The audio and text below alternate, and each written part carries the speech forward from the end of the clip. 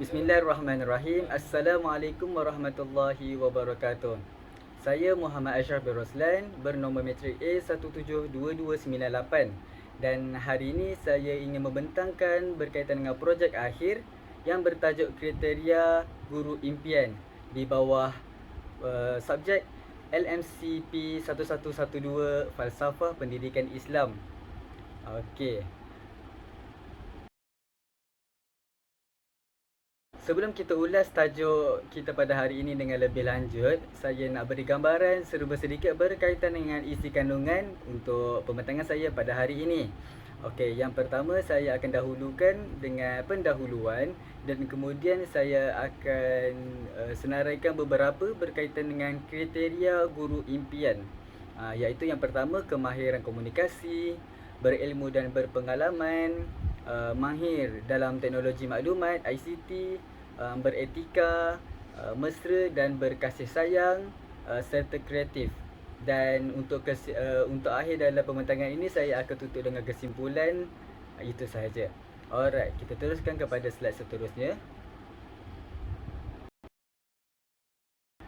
Untuk pendahuluan dalam pembentangan saya pada hari ini, saya nak maklumkan bahawa manusia ni sebenarnya diciptakan adalah sebagai khalifah di atas muka bumi, yang Allah telah laksanakan ataupun diberi tanggungjawab kepada manusia. Sebagaimana firman Allah Subhanahu Wa Taala, a'udzubillahi minasyaitonirrajim, wa iz qala rabbuka lil malaikati inni ja'ilun fil ardi khalifah. Surah Al-Baqarah ayat 30. Yang mana kat sini kita dapat faham bahawa manusia ni berperanan yang penting untuk berpegang kepada agama Allah Subhanahu Wa Taala, serta melaksanakan tanggungjawab dia, memakmurkan alam, bermuamalat dan banyak lagi lah. Termasuklah membimbing manusia ke jalan yang benar, jalan yang diredai oleh Allah Subhanahu Wa Taala. Oleh kerana itu, peranan ini tak jauh bezalah dengan ciri-ciri seorang guru. Dan erti kata lain, guru ni memainkan peranan yang sangat penting lah. Sebab tanggungjawab dia membentuk sasiah dalam membimbing manusia untuk menjadi manusia yang lebih berguna, untuk menjalankan kehidupan yang lebih baiklah, serta malah dia dapat melahirkan manusia-manusia ataupun masyarakat yang bermoral, bersifat kerohanian yang tinggi, serta nilai-nilai murni yang sehingga dapat melakarkan masyarakat yang bertamadun. Kat sini juga kita dapat lihat bahawa guru dapat memupuk juga budaya ilmu di kalangan masyarakat. Okey. Okey, jika persoalan timbul, saya nak mencari seorang guru ataupun saya nak menjadi seorang guru, antara kriteria ataupun ciri-ciri yang saya nak dekat guru itu adalah, saya huraikan satu persatu kemudian, dan saya listkan yang pertama ialah kemahiran komunikasi, berilmu dan berpengalaman, mahir teknologi, lepas tu beretika, mesra dan berkasih sayang, dan kreatif. Okey, kita tengok satu persatu. Okey, yang pertama, kemahiran komunikasi. Okey, kemahiran komunikasi dan interpersonal ni, dia adalah kemahiran untuk berinteraksi secara dua hala dengan berkesan. Okey, kat sini guru sangat memainkan peranan untuk berkomunikasi dengan cara yang betul lah, agar penyampaian ilmu yang disampaikan itu sampai. Kat sini kita highlightkan komunikasi dua hala lah, iaitu dapat membimbing, dapat kita tahu masalah pelajar itu sendiri, serta penggunaan bahasa itu pun juga penting. Jadi untuk nak lihat guru yang bermotivasi, kita kena lihat kemahiran komunikasi dia lah. Okey, yang kedua pula ialah berilmu dan berpengalaman. Okey, kat sini kita dapat lihat bahawa ciri-ciri guru yang kita impikan juga memerlukan kepada ilmu yang pakar dalam bidang dia. Kat sini Sebab apa kita kena cari guru yang berilmu? Kerana dia dapat sampaikan ilmu tersebut kepada pelajar-pelajar dengan penuh keyakinan. Kat sini bila dia yakin untuk menyampaikan ilmu tersebut, maka pelajar pun dapat fahami ilmu tersebut dengan mudah dan senang. Okey, kat sini dalam ayat Al-Quran surah Az-Zumar ayat 9 pun ada menyatakan bahawa guru-guru ni perlu berilmu. Bahkan bukan guru je, semua umat Islam perlu berilmu. Yang bermaksud adakah sama orang-orang yang mengetahui dengan orang-orang yang tak mengetahui ini sama? Sesungguhnya orang-orang yang dapat mengambil pelajaran dan peringatan hanyalah bagi orang-orang yang berakal sempurna. Surah Zumar ayat 9. Kat sini kita dapat lihatlah bahawa orang berilmu dengan orang tak berilmu ni dapat dinilai dan dapat dibezakan dengan ketara sendiri, dan martabat dia sangat berbezalah di sisi Allah SWT. Oleh itu kita kena berilmu. Dan kat sini guru yang berilmu juga dapat memperagakan etika dan nilai-nilai murni sehingga dapat menghidupkan masyarakat berilmu. Alright. Yang ketiga pula, mahir dalam teknologi maklumat, ICT. Okey, kat sini kita dapat lihat bahawa guru juga memerlukan kepada integrasi dalam teknologi maklumat dan komunikasi ICT. Sebab kita dapat tahu bahawa sekarang ni dunia era teknologi, yang mana sekarang musim pandemik ni memerlukan kepada kehidupan norma baru, kehidupan yang mendorong kita untuk lebih ceburi dalam bidang-bidang baru, bidang internet, dalam bidang online, dalam bidang teknologi maklumat dan pelbagainya lah. Kat sini juga guru juga memainkan peranan untuk mempelbagaikan kaedah pembelajaran dan pelajaran dia, supaya agar penyampaiannya dapat sangat berkesan meskipun di atas talian ataupun sebagainya. Yang keempat ialah beretika. Guru perlu ada nilai etika, nilai-nilai keguruan lah.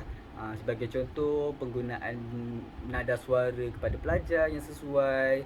Lepas tu orang kata bersiap sedialah untuk tanggungjawab yang digalas tu. Sebab tugas seorang guru ni sangat susah, bukan senang.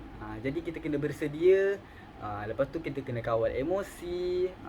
Lepas tu malah antara orang kata kalau nak ikut cara-cara apa ataupun nilai-nilai murni yang dapat diterapkan, sebenarnya ada je dekat Al-Quran dengan As-Sunnah sebagai ikutan dengan panduan.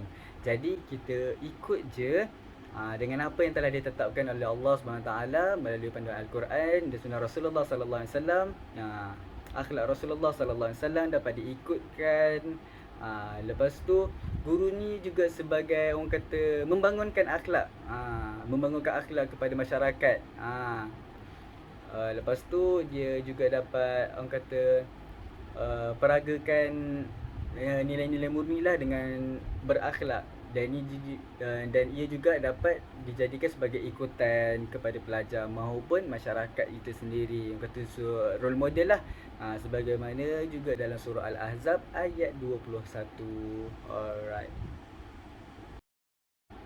Okey, yang kelima pula ialah mesra dan berkasih sayang. Antara ciri-ciri yang patut guru yang perlu ada adalah bersifat mesra dan berkasih sayang.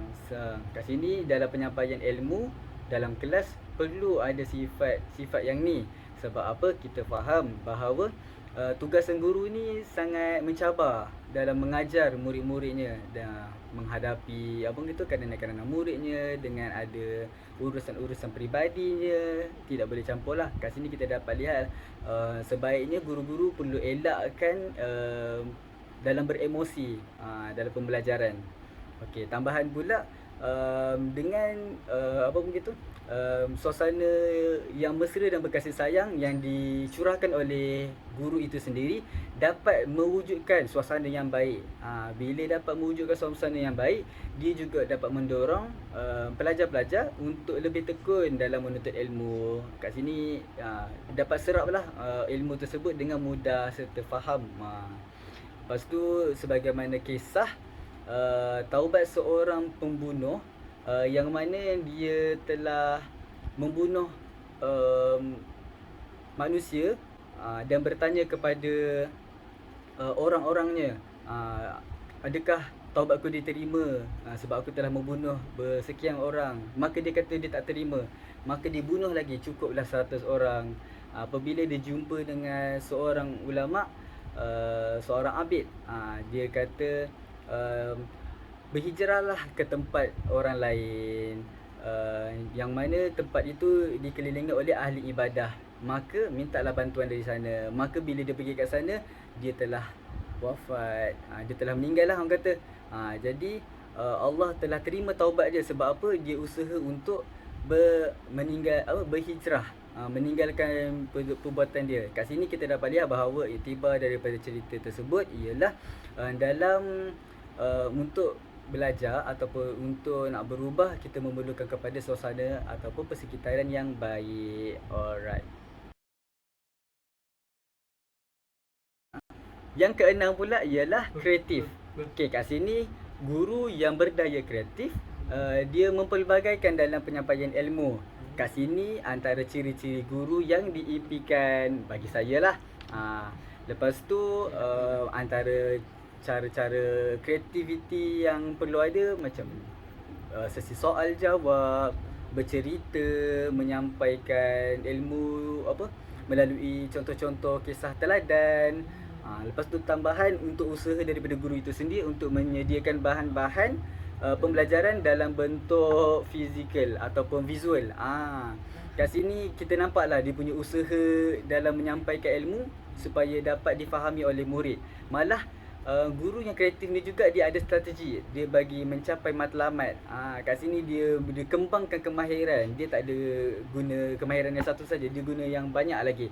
Jadi dia membimbing dalam membentuk proses baru bagi menghasilkan orang kata di akhir pembelajaran tu dapatlah hasil dia. Kat sini juga kalau kita punya kalau guru dapat menghasilkan kreatif dalam pembelajaran dia, maka dia dapat melahirkan ataupun membangunkan bakat dekat murid. Kat sini kita dapat lihatlah tokoh-tokoh yang terdahulu yang unggul, dia berguna untuk masyarakat pada zaman sekarang, pada masa kini. Sebagai contoh tokoh-tokoh yang berilmu macam Ibn Sina, Al-Biruni, Al-Farabi, Al-Khawarizmi, banyak lagi. Jadi kat sini guru memainkan peranan lah supaya dapat mengembangkan atau mewujudkan bakat-bakat pelajar yang terpendam melalui kreativiti yang ada. Kat sini sebenarnya banyak lagi ciri-ciri guru yang diimpikan, dan saya cuma kemukakan atas ini sajalah. Dan sebenarnya yang paling utama sekali adalah guru-guru yang diimpikan merangkumi murabbi. Dia merangkumi pelbagai lah semua keistimewaan. Dan kat sini saya dapat berkongsi serba sedikit lah berkaitan dengan ciri-ciri atau kriteria guru yang diimpikan. Secara kesimpulan yang dapat saya kaitkan berkaitan dengan pembentangan saya pada hari ini ialah keenam ciri-ciri yang saya sebutkan sebentar tadi adalah ciri-ciri guru yang diimpikan oleh saya ataupun mungkin semua, sekaligus dia sebagai cadangan kepada guru-guru di luar sana supaya bersifat kreatif dan inovatif lah, mewujudkan pelajar-pelajar maupun guru-guru yang unggul pada masa yang akan datang lah. Kerana guru memainkan peranan yang sangat penting, sebab dia dapat membina insan yang berakhlak mulia, berilmu, kreatif, berdaya tahan. Lepas tu sehingga dia boleh mendidikkan murid-murid dengan cekap dan berkesan lah untuk para guru-guru. Okay, meskipun begitu, kita tidaklah meletakkan tugas tersebut kepada sebelah pihak je, sebelah guru je. Tapi peranan ni adalah berkuasa ataupun dia terlibat kepada semua pihak lah, orang kata semua jenis lapisan masyarakat untuk menggalas tanggungjawab ni. Sebab apa? Kita relatekan dengan pendahuluan saya bagi tahu sebelum tadi berkaitan dengan khalifah, bahawa manusia ni tugasnya adalah khalifah di atas muka bumi ni. Dia memakmurkan bumi serta memimpin masyarakat dengan adil serta amanah, dalam mencapai kejayaan dunia maupun di akhirat. Wallahu alam, itu saja daripada saya. Aku qouli hadza wa astaghfirullahalazim li wa lakum. Wassalamualaikum warahmatullahi wabarakatuh.